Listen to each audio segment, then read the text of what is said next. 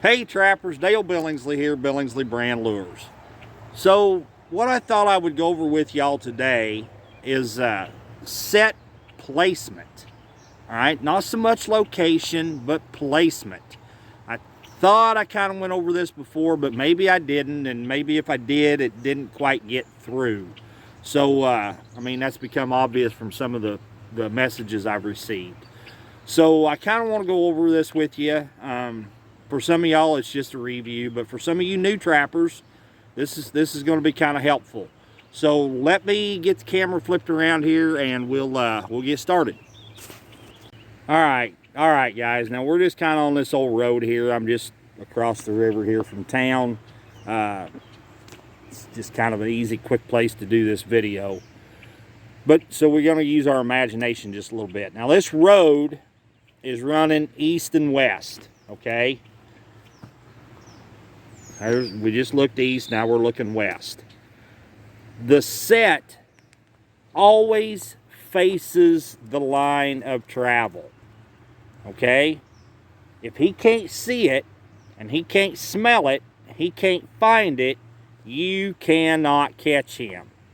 So the set always faces the lane of travel. Now I know, okay, so let's go over this just a bit so you get it. So right at the moment, we're looking due north, okay? Across the river. We're looking due north here. In the wintertime, prevailing wind is from the northwest. Unless we get a storm coming in, then it will be directly kind of behind me to the southeast, all right? No matter what the wind direction is blowing, you always put the set so that it faces the line of travel. That's very important. Those things have to come together. If they don't, you're not going to catch him. I mean, just plain and simple. If you're putting that set so that it's facing away from the roadway, he is not going to go out of his way to work it, just because that's the way the prevailing wind's blowing. It's not going to happen. He's not going to go around to work that set. You will occasionally, because of different features of the landscape. Let's say, for instance, this right here, this little group of trees right here, was a point coming out into a field. All right. Now you would set just right about there where timber's at, right off of that point of grass. That's where the set should go. Now, if that wind happens to switch directions on you and comes from behind us, blowing into the trees, there's a good chance that yes, he will come in and work the back side of that set, because that's the way the wind is blowing into his face. Instead of being out here traveling, he might be back in there along the brush, because everything's blowing the wind's blowing everything into his face. So then you have a potential, if you only had one set here, that he would work the back side of it. So that's why you would come straight across from it out here somewhere and pop in another set to combat that prevailing wind switch. That's why you would do that. Now let's go back over here to our road. Okay, so we know this road's running east and west. We're walking south right at the moment. So we know our coyotes, fox, cats, whatever it might be, are hunting up and down this road. The set goes facing out this way to the road, okay? Always. That side of the road gets set facing this way. This side of the road gets a set facing this way.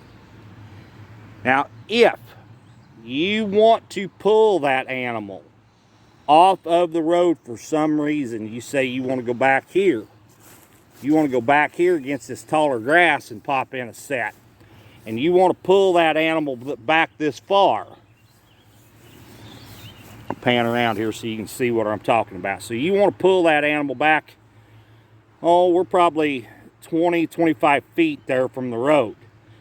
If you wanted to pull him back this far, then you need to make that set stand out. You need to make it as flashy as you possibly can. Or if you're dead set on putting a flat set here, well blended or over blended actually, you need to put a flag of some kind back here. And flagging does not hurt a thing for coyotes.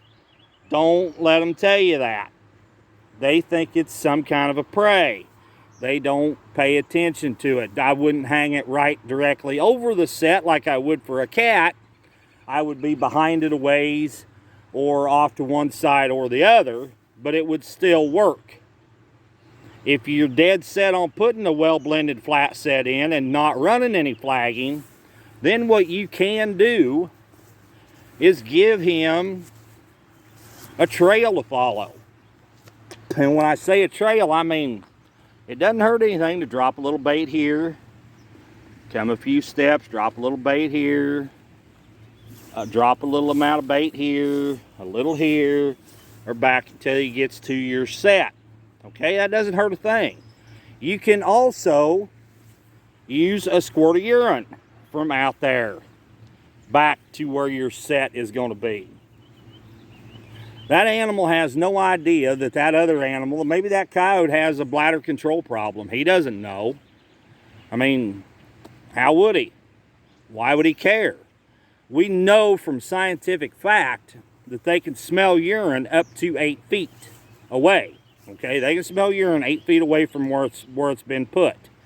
All right, we know that from science. We know that from the data that's gathered. Now, those things vary with the weather.